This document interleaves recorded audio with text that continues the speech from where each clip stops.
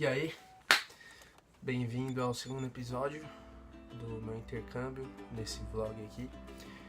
No último episódio eu tava falando sobre como eu consegui juntar dinheiro e FGTS, seguro-desemprego, enfim. Pulando isso, vamos direto ao que interessa. Eu entrei no avião e fiz escala na Etiópia. Da Etiópia eu fui pra Irlanda. E chegando na Irlanda eu tive que passar pela imigração. E lá na imigração eles pediram a confirmação dos 3.000 euros, porque pra quem não sabe você tem que pagar a escola, você tem que pagar a sua passagem, você tem que pagar o seu hostel e você tem que ter 3.000 euros no bolso para comprovar que você pode permanecer lá durante um tempo até você arranjar emprego. Seria mais como uma precaução para que você não vá virar mendigo, por exemplo, sabe? Entendeu? E a imigração pede, se você não tiver, bye bye, volta, não tem jeito, eles te botam no avião e você volta para casa. E eu tinha os 3.000 euros, você pode levar ou num cartão ou em espécime. Eu levei em espécime porque é mais barato, se você coloca no cartão, o cartão vai te cobrar uma taxa. E aí o cara pediu os 3.000 euros, eu mostrei pra ele, assim, ele não contou, ele viu que eu tinha bastante dinheiro. Deve ser tantas pessoas que passam lá, ele não vai querer ficar contando todo dia lá 3.000 euros. Então ele deixou passar, perguntou mais algumas coisinhas, o que eu tava fazendo lá. Obviamente eu ia estudar, ele sabia que eu ia estudar, mas eles perguntam porque é o procedimento lá deles, enfim. E aí chegando lá no aeroporto, e eu com a cabeça assim a milhão, sabe? Com muito medo, não sabia o que ia acontecer, pra onde eu tava indo. Sabia pra onde eu tava indo, obviamente, mas não sabia qual que era a diferença, né? O que ia acontecer, não sabia. E aí nesse meio tempo aí eu cheguei lá e meu transfer não tava lá no aeroporto. O transfer é como se fosse o Uber que eu tinha contratado pra me buscar no aeroporto e me levar pro hostel que eu tinha marcado. E o cara não tava lá, simplesmente ele não tava. E eu fiquei em choque, eu falei, puta, fudeu, e agora? Eu fiquei andando de um lado pro outro, tipo, caralho, o que eu vou fazer na minha vida, sabe? E com muito medo mesmo. Aí, até que ele apareceu lá depois de uma cota, desculpa, não sei o que, eu tive um contratempo, mas aí foi de boa, tava tão feliz de ter chegado que eu nem liguei, sabe?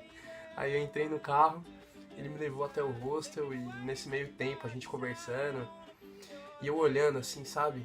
As casas, a estrutura, as pessoas e encantado, cara. Lindo demais, lindo. Cidade bonita pra caramba. As pessoas andando bem vestidas, sabe? Não só isso, mas eu acho que eu até senti uma outra postura quando eu vejo as pessoas andando lá. E, enfim, as casas, as ruas, a limpeza. Lá eles têm um caminhãozinho que vai passando assim, limpando a calçada, sabe? Tipo, girando os negócios embaixo. É muito da hora. E fica um cara na cabine assim, ó, dirigindo. Ele é muito louco. Queria dirigir aquele caminhãozinho. E aí eu cheguei lá no hostel, me despedi do cara, entrei normal, só que eu não tinha dormido a viagem inteira porque demorou umas 20 horas até chegar lá. Então, a primeira coisa que eu fiz foi chegar, tomar banho, deitar e dormir, mas eu tava muito feliz mesmo, tipo, sabe, aquela sensação de realização total. E eu acordei, acho que era eu sei lá, eu tinha chegado meio-dia lá, saca? E aí eu acordei, acho que eram umas 8 horas da noite e com um pique assim extremo, saca? Não conseguia dormir. A primeira coisa que eu fiz na hora que acordei foi trocar de roupa, descer, conhecer tudo. E eu reparava em tudo no hostel, as pessoas lá no hostel. Eu vou te falar que só de lembrar, só pra falar pra câmera, eu lembro da sensação até hoje de você realizar um sonho de tanto tempo trabalhado, tanto suor e tantos anos de sonho de querer estar ali naquele lugar e eu tava, sabe? E aí eu saí na rua assim a primeira vez com muita calma, andando e olhando, sabe? E dava pra ver com certeza, tava estampado na minha cara que eu tinha chegado ali naquele momento, sabe? Que era a primeira vez que eu tava ali na rua. E aí eu andando, olhando, e eu vi as pessoas conversando em inglês, mas não só em inglês. tem muito imigrante lá. Então, você ouve muito coreano, chinês, espanhol, norueguês, alemão, sei lá, você ouve de tudo. Você entra num bar assim, você ouve várias línguas ao mesmo tempo. Obviamente você ouve mais inglês, né, por causa dos nativos. Mas você ouve muitas outras línguas, inclusive português também.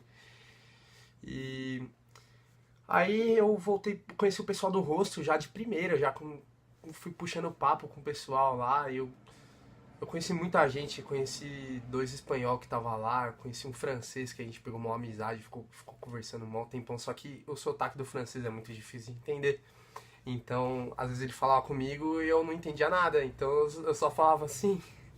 Eu torcia pra que não fosse uma pergunta, né? Mas que eu não imaginava que era uma pergunta, eu falava assim. Mas dava pra entender um pouquinho do que ele falava. Não é que o sotaque é feio, o sotaque é bonito, mas é difícil de entender. E, inclusive eu tive muitos outros problemas pra entender francês em toda essa jornada aí. E aí eu lembro que passou umas 2 noites eu mexendo com documentação, né, pra ver pra onde eu ia, qual que era o próximo passo pra tirar o JNIB, né, que é o visto, o PPS, eu não sabia direito, eu tava pesquisando e passou uns 2 dias aí teve uma festa lá no hostel. O pessoal trouxe um monte de cerveja pra gente e do hostel mesmo e deixaram lá pra gente tomar, sabe, de graça. Obviamente não era de graça, né? Eles estavam usando o dinheiro que a gente pagou pra estar lá na estadia, mas de graça. E aí todo mundo tomando cerveja, conversando. E teve uma hora que eu acho muito importante retratar isso, que quando eu reparei, sabe? Meio que quando eu abri o olho, eu tava numa rodinha que tinha um alemão, uma canadense, 2 espanhóis, tinha 2 americanos e uma americana, que eram primos. Tinha gente, tinha bastante gente, umas 10 pessoas ali naquela roda. E cada um de um lugar, sabe? Muito louco. E todo mundo conversando em inglês, comunicando em inglês. E quando eu abri o olho, eu tava ali, não tinha mais nenhum brasileiro naquela roda, só tinha eu dentro do hostel. Dentro do hostel não, ali naquela roda que estava dentro do hostel. E quando eu olhei pro lado, eu pude perceber que tinha um grupo de brasileiro, mas relativamente grande, umas 8 pessoas, uns 8 brasileiros sentados, conversando entre si. E eu olhei assim, eu tava olhando pra eles. Aí alguém, eu não me lembro, eu acho que foi o alemão que me perguntou, um alemão grande, sabe? Simpático pra caramba. Cara, meu, muito gente fina, a gente trocando maior ideia. Acho que ele foi uma das pessoas que eu mais peguei amizade ali naquele momento. E eu olhando assim pros brasileiros, ele olhou e virou e falou: Ah, eles não são seus amigos? Não, que eles são brasileiros também. Eu virei e falei: Então, eu conversei já com alguns deles, mas a gente não peguei amizade não. Ele falou: Não, mas por quê? Vocês são brasileiros? Aí eu virei e falei: eu acho estranho também, né? Mas olha, eles estão eles estão reunidos ali, eles não querem nem saber de conversar com a gente. Ele achou estranho também, né? Ele falou, que estranho, eles só conversam entre si. E foi aí que eu tive o baque, eu vi como sabe? Que realmente alguns, não todos, mas a maioria do povo brasileiro quer ficar junto ali entre si, conversando entre si. E isso é muito ruim, cara, porque você não aprende coisa nova, você não pratica o seu inglês, você não aprende a cultura dos outros, você não entra nas experiências que é o intercâmbio, sabe? E, e os brasileiros que estavam lá, basicamente, tinha um ou outro que era muito legal, que saiu uma vez de lá pra conversar comigo, que era um cara grandão, acho que o nome dele é Danilo, não lembro agora.